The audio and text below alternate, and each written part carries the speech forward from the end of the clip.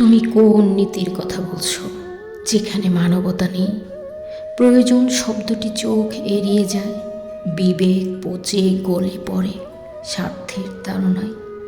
সেখানে দৃষ্টি অন্ধ করে রাখাকে তুমি নীতি বলো? ঐশ্বর্য শুধু ধনীই থাকলে হয় না, মনেও থাকতে হয়।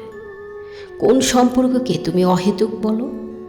জীবনের ওপারে যদি জীবন থাকে, তবে কেন সাঁকোর মতো বাড়ানো হাত ধরে ভাঙনের ওপারে জীবন বা বাঁচা খুঁজবো না?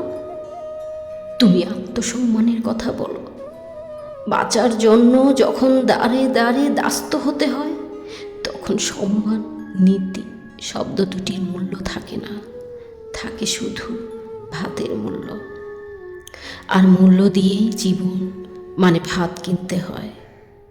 সমাজের নিষ্ঠুর নির্মম পদাঘাতে যখন কোনো জীবন চলে যায়, তখন তোমরা করুণা করে বলো, আহারে আহারে।